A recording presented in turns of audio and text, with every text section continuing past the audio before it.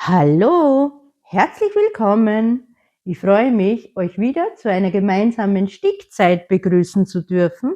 Natürlich hier auf meinem Kanal Kreuz Dame.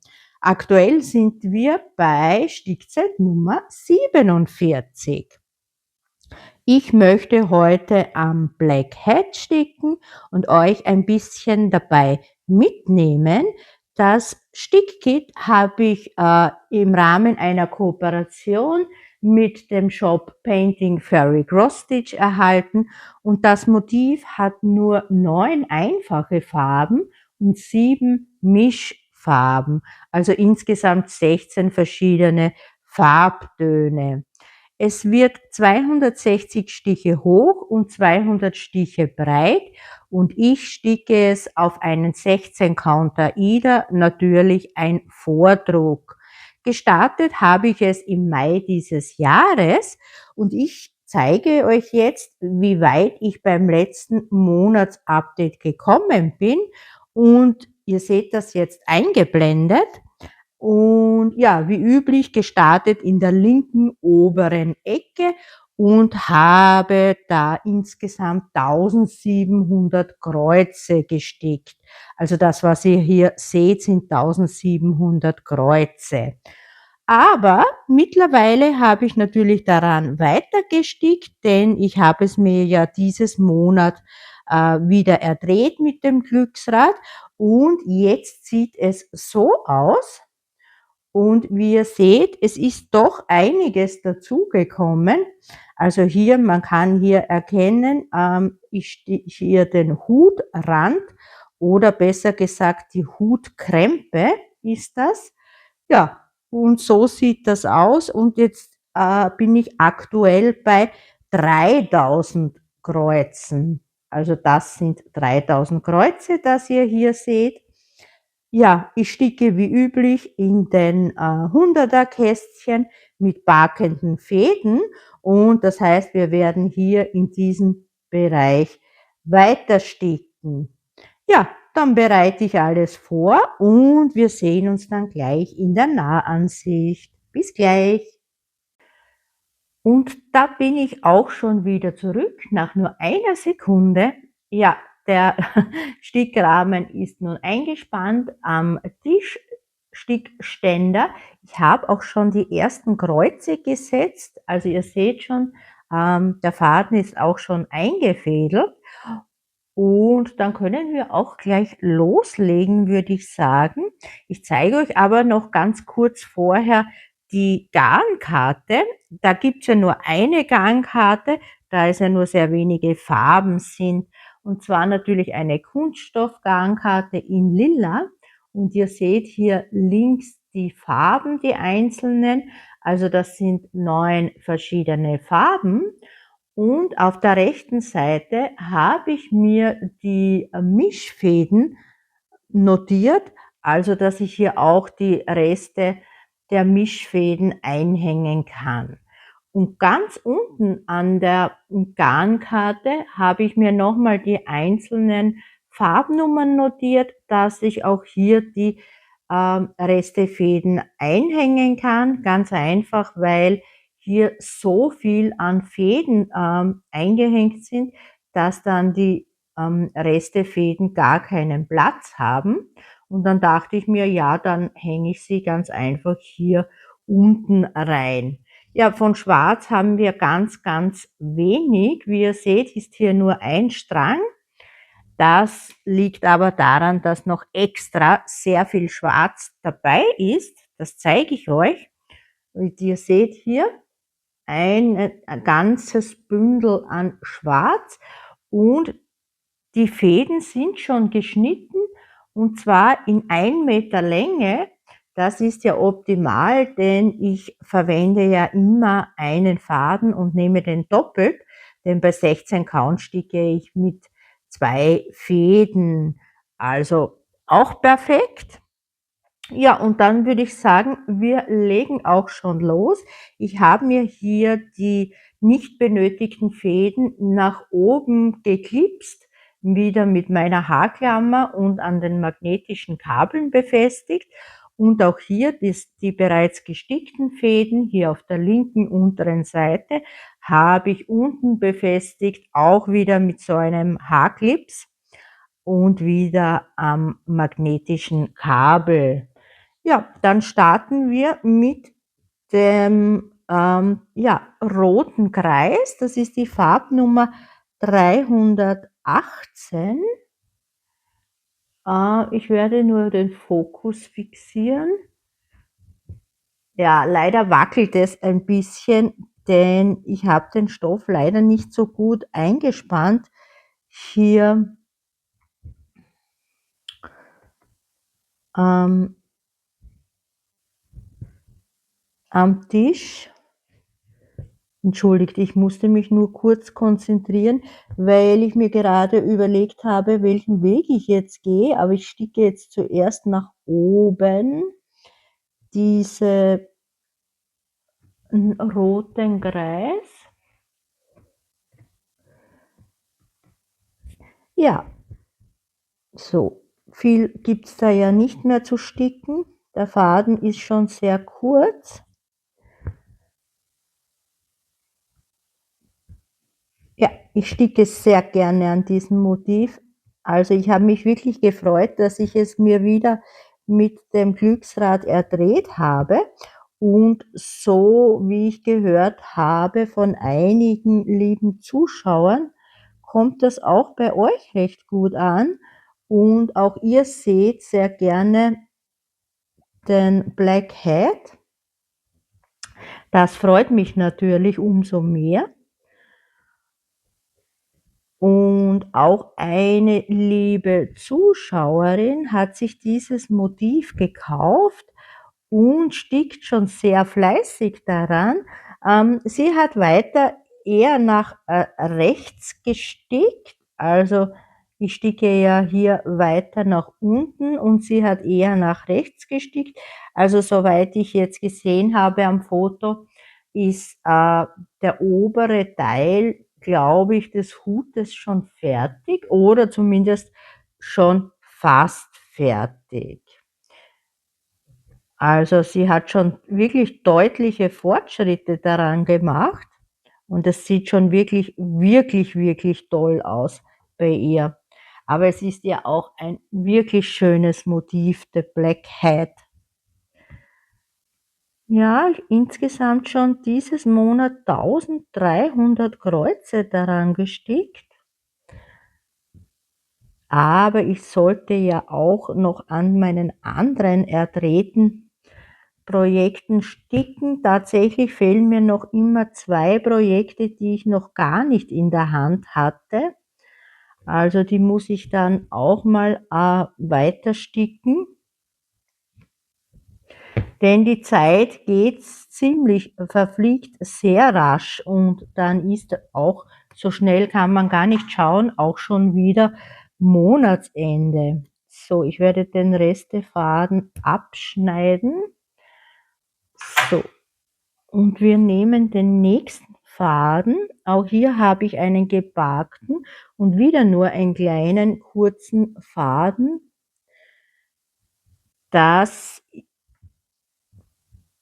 So, da war irgendeine Fluse. So, das ist der blaue schräge Strich und das ist eine Mischfarbe. Ja, die Mischfarbe 10. Also 318 und 414 sind die DMC-Nummern. Ja, durch diese Mischfäden entstehen wirklich diese wunderschönen Schattierungen und es kommt wirklich gut raus. Also gefällt mir wirklich sehr, sehr gut, das Motiv. Aber ich glaube, das habe ich jetzt wirklich schon oft genug gesagt. Und ja, so viel kann man ja noch nicht erkennen. Ich bin ja noch nicht sehr weit. Aber insgesamt, wie gesagt, habe ich schon 3000 Kreuze daran gestickt. Also schon ein schöner Fortschritt. Ja, das ist ja ein Vordruckbild und viele sagen ja oder haben gesagt in ihren Videos, dass sie bei dieser Hitze nicht Vordruck sticken, weil sie Angst haben, dass man dann den Vordruck, dass dieser dann verschwimmt oder unklar wird. Und darum sticken sie keine Vordruckbilder bei dieser Hitze. Äh, ja, ich sticke ja eigentlich immer und überall und egal ob warm oder kalt, und ich sticke auch Vordruck immer und überall. Und es wäre mir noch kein einziges Mal passiert, dass ein Vordruck durchs Schwitzen unleserlich geworden wäre. Also ich denke, da müsste man ja wirklich schon sehr, sehr, sehr stark schwitzen, dass der Stoff richtig gehend nass werden würde, also nicht nur feucht, sondern richtig nass werden würde, und dass dann der Druck verschwimmt oder wie gesagt verschwommen wird und unklar wird. Also ich kann das jetzt nicht so bestätigen, und ich glaube, man muss sich da wirklich nicht davor fürchten, dass man dann den Druck zerstört. Also wie gesagt, ich habe die Bilder ja auch immer in der Hand. Ich sticke ja immer in der Hand meine Bilder. Es ist ja jetzt nur die Ausnahme beim Videodrehen, damit ich ja nicht so sehr wackle, habe ich das Ganze in einen Stickständer eingespannt, aber in der Regel sticke ich alles in der Hand. Und ja, wie gesagt, es ist mir noch nie passiert, dass ein Vordruck unleserlich geworden wäre. Ja, natürlich schwitzt man, das stimmt schon, aber das hat auf diesen Vordruck jetzt keine Auswirkung. Zumindest bei mir hat es noch keine Auswirkungen gehabt. Ja.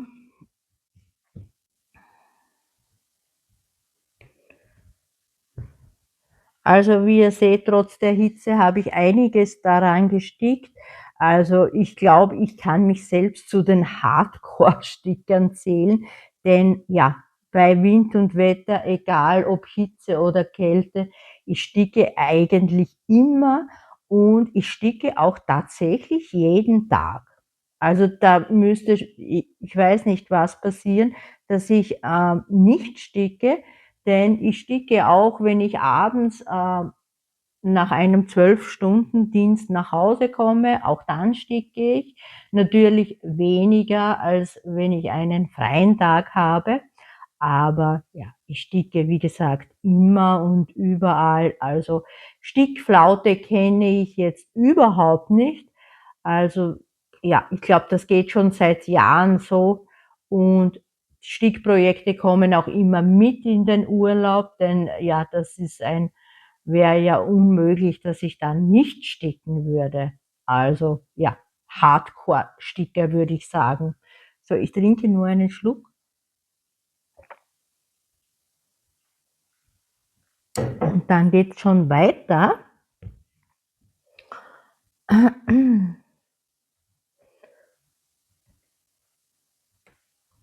So. Also hier ist dann doch etwas mehr Farbwechsel, aber das ist jetzt wirklich nur im Bereich des Hutes, also des Hutrandes oder Hutkrempe, also wirklich nur in diesem Bereich. Und danach kommt viel, viel, viel Blockstitching, und auf das freue ich mich aber auch. Ich habe jetzt ja schon lange kein richtiges Blockstitching mehr gemacht, also ist doch auch mal was anderes, denn die meisten meiner Bilder haben eigentlich Konfetti, oder wenn es nicht Konfetti ist, dann ist es ähm, sehr viel Farbwechsel. So, ich werde den Pinstitch machen, denn der Faden ist schon sehr kurz.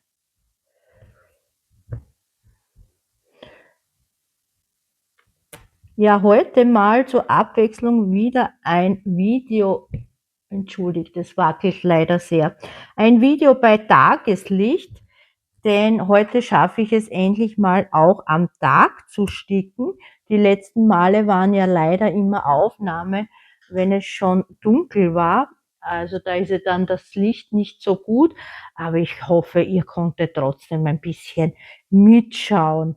Gut, wir starten mit dem nächsten und auch hier gibt es einen sehr kurzen gepackten Faden und das ist der blaue Kreis. Und das ist eine einfache Farbe, die DMC-Nummer 414. Ja, dann habe ich ja wieder natürlich sehr viel auch weiter gestickt an meinem Heaven and Earth Soul. Das ist ja das Thema in jeder Stickzeit und das wird mich wahrscheinlich noch das ganze Jahr begleiten, also so lang, bis er dann wirklich fertig ist, der Soul. Und aktuell bin ich irgendwo zwischen 62 und 63%. Also bald 2/3 geschafft. Und ich bin wirklich schon froh, wenn ich dann fertig habe, das Motiv. Nicht, weil es mir nicht gefällt, sondern einfach, weil ich immer daran sticken muss. Und es ist wirklich dann ein Muss, denn ja, wenn man es nicht macht, dann wird man auch das Ziel nicht erreichen. Und wie ihr wisst, ist ja mein Ziel, dass er dieses Jahr fertig wird, der Soul. Und ich möchte ja auch die Belohnung haben. So, Pin Stitch. Und ich schneide ja auch hier wieder an der Vorderseite ab. Das ist natürlich ideal. Man braucht das ganze Stickbild nicht umdrehen, besonders dann, wenn es eingespannt ist, so wie hier in einem Stickständer. Dann ist es nicht sehr angenehm, das ganze Motiv umzudrehen.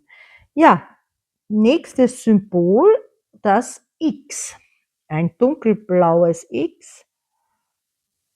Schaut aus hier wie eine Mischfarbe und tatsächlich, es ist 415 und 318. Die Mischfarbe.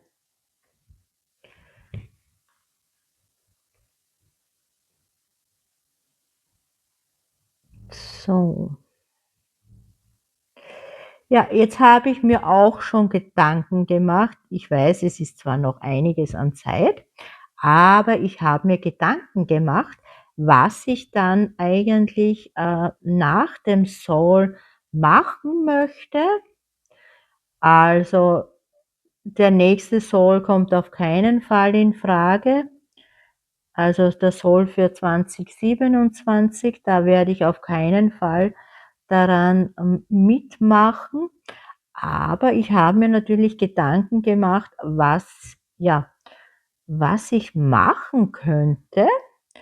Und da bin ich durch Zufall auf Facebook, also ganz genau genommen auf der Soul-Seite, also der Heaven and Earth Soul-Seite von 2026. Ich glaube, da sind nur die aktiven Sticker dabei. Also da glaube ich, sind die, also normal, die den Soul nicht sticken, glaube ich, sind da gar nicht dabei in dieser Soul-Gruppe.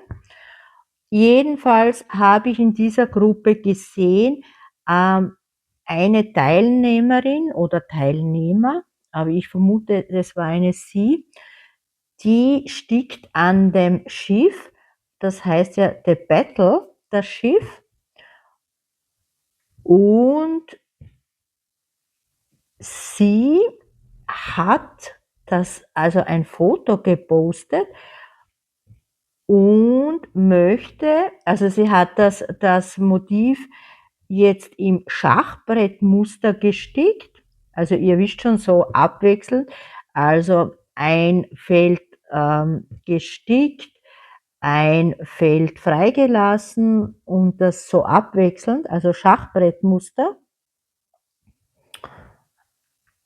Und die restlichen, also die Felder, die sie noch nicht gestickt hat, möchte sie Kreuzstich-Bingo machen. Das heißt, sie hat sich diese Felder mit Zahlen ja, markiert oder die leeren Felder halt mit Zahlen beschriftet und wird diese dann auslosen und sticken. Ja, ja. Und also diese Idee finde ich ja wahnsinnig gut. Und da dachte ich mir, ja, das könnte ich ja tatsächlich nach dem Hetzoll auch machen. Und zwar an einem Projekt Kreuzstich-Bingo spielen. Ich habe mir das auch schon ein bisschen überlegt, welches Projekt ich da nehmen würde. Aber ich habe mich da noch nicht festgelegt, darum möchte ich das jetzt noch nicht sagen, welches es sein wird, aber auf jeden Fall ein größeres Projekt. Und dann würde ich mir in dieses Projekt einteilen in Felder. Und zwar habe ich mir überlegt, so Felder mit 400 mal 400 Kreuzen.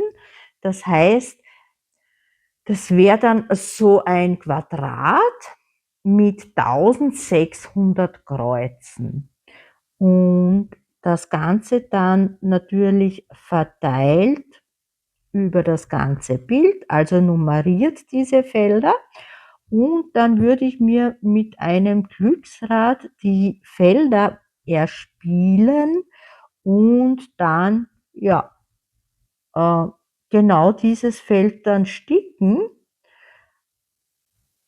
Meine Überlegung wäre, gleich 3 Felder zu erdrehen und diese dann zu sticken, weil das wären ja dann um die 4800 Kreuze. Und das ist noch immer deutlich weniger, als ich monatlich am Heaven and Earth Soul sticke, denn da sind es ja über 7000 Kreuze. Ja, und ich würde mir so dann ganz langsam das Bild sozusagen ersticken, aber halt in diesem, ja, Kreuzstich-Bingo.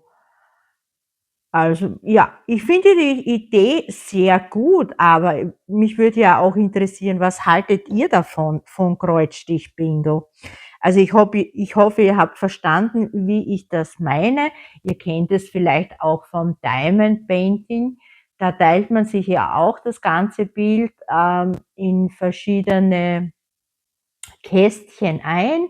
Die Kästchen sind dann nummeriert und ja, dann zieht man eine Zahl und dann paintet man dieses Feld. Und genauso würde ich es jetzt auch mit Kreuzstich machen. Also so etwas habe ich noch nicht gemacht, aber das wäre doch mal was anderes.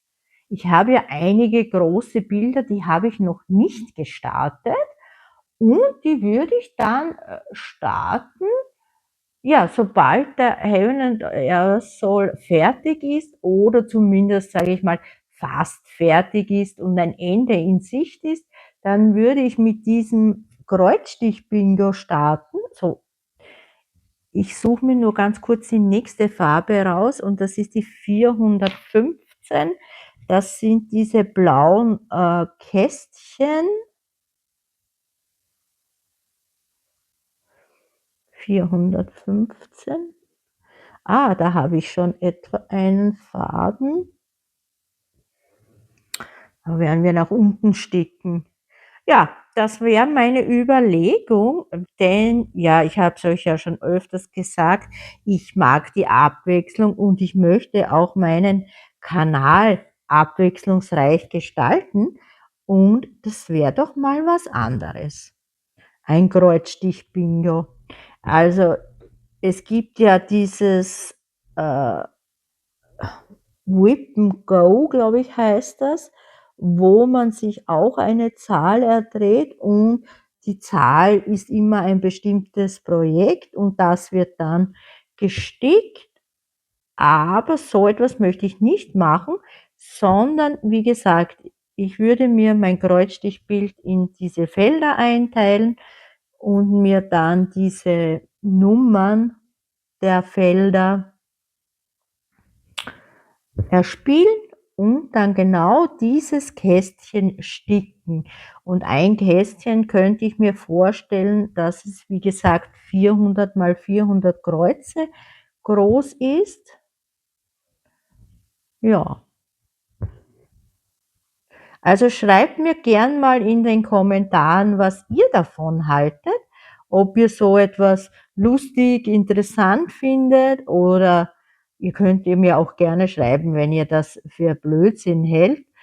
Ja, ich bin sehr begeistert von dieser Idee. Es ist, wie gesagt, nicht meine Idee. Ich habe es gesehen auf Facebook in der Headsaal-Gruppe. So, eigentlich wollte ich da oben noch diese einzelnen Stich machen. 415 brauche ich einen neuen Faden.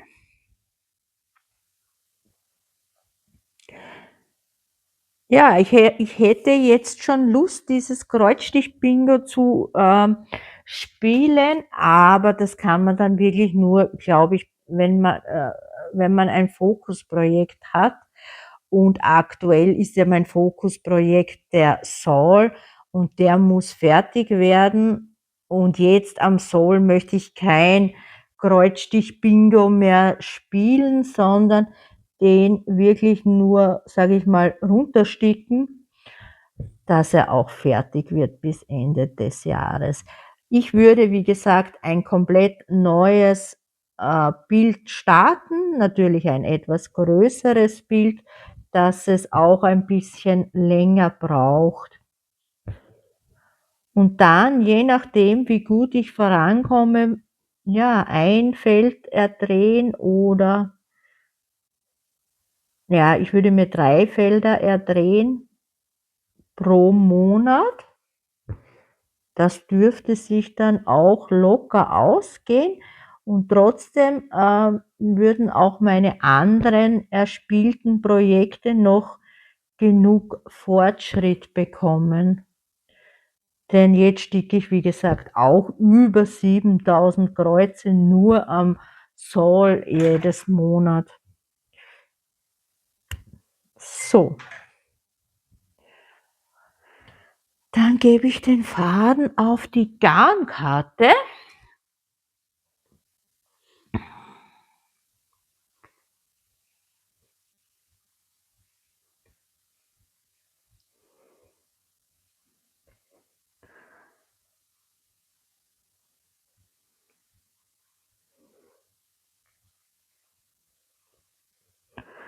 Und wir schauen uns das nächste Symbol an. Da haben wir wieder einen Faden und das ist der rote Strich oder das rote Minus.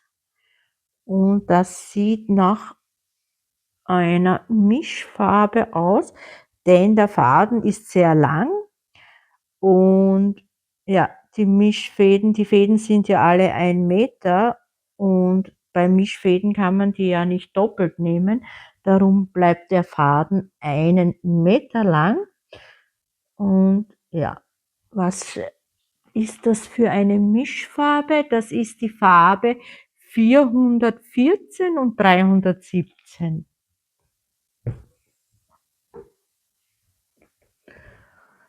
So.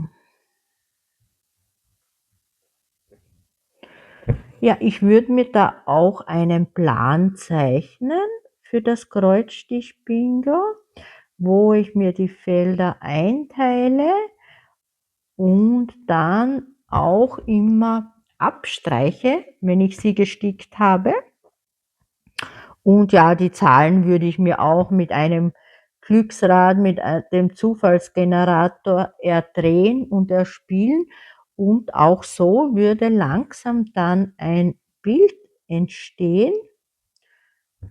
Oh, entschuldigt, ich bin leider angekommen. Der Faden ist wirklich lang. Ja. Jetzt bin ich natürlich sehr neugierig auf eure Kommentare und auf eure Meinungen. Moment, ich habe hier leider auf der Rückseite einen kleinen Knoten. Ich pausiere kurz. So, es kann wieder weitergehen. Ich musste jetzt leider den Faden abschneiden, denn ich habe den Knoten nicht rausgebracht. Ja, das ist leider der Nachteil bei diesen langen Fäden, dass sie sich einfach sehr schnell verknoten. Gut, das heißt abgeschnitten und ich muss jetzt auch schon vernähen, wieder mit dem Pin Stitch.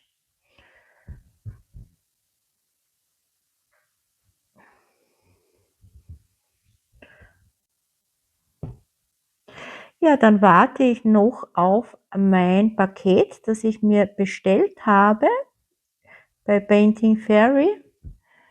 Da habe ich mir ja ein Stickkit bestellt, also tatsächlich nur eines. Und ja, das ist jetzt auch schon, glaube ich, 2 Wochen. Ja, ich glaube, es sind schon 2 Wochen. Also schon langsam sollte das Bild hier eintrudeln. Ja, auf das freue ich mich ja schon sehr, denn das ist ein Motiv, wo ich mich ja wirklich spontan verliebt habe in dieses Motiv. Dann sticken wir den nächsten Faden, nochmal den blauen Kreis 414.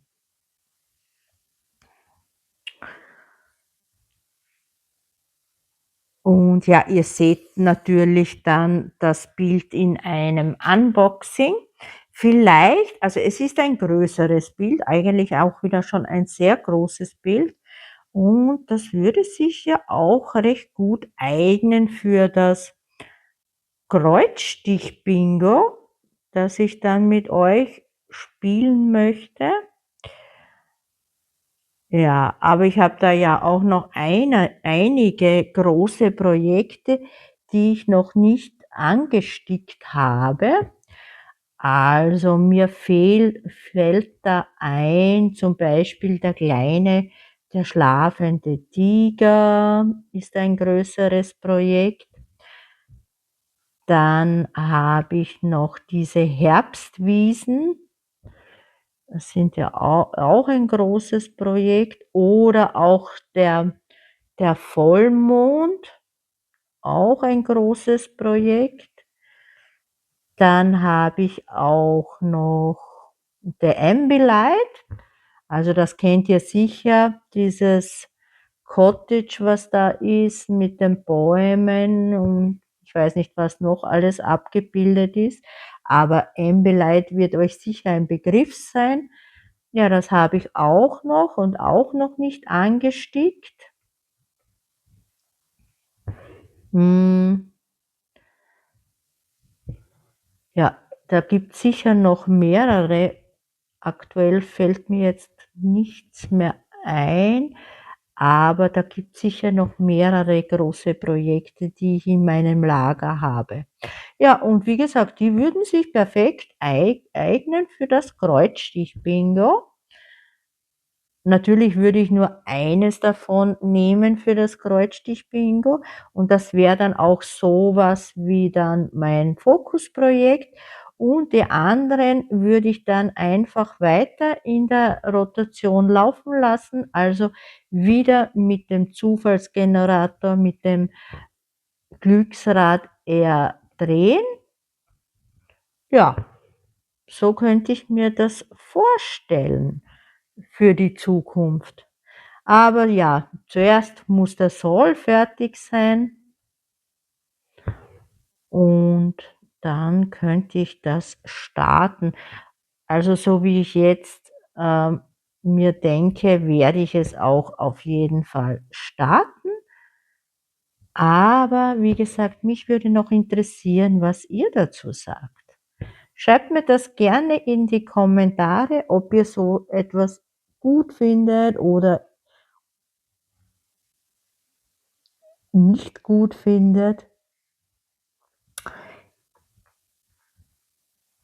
Aber ich finde, es wäre eine Abwechslung. So. Ja, die halbe Stunde haben wir schon voll. Dann werde ich noch ein bisschen alleine weiter sticken an dem Motiv und das Video nun beenden. Ich freue mich jedenfalls auf eure Meinungen und auf eure Kommentare. Und ja, dann werde ich mich auch schon verabschieden. Ich freue mich, wenn ihr dann im nächsten Video mit dabei seid. Da habe ich ein Unboxing, denn da habe ich mir noch ein schönes Kit gekauft. Also keine Kooperation, sondern gekauft. Da habe ich mich auch von 2 anderen YouTube-Kanälen infizieren lassen. Aber seht dann selbst nächsten Freitag, was das für ein Stickkit ist. Und für heute sage ich danke fürs Zuschauen. Ja, bleibt gesund und habt noch eine schöne Zeit. Bis zum nächsten Mal. Tschüss.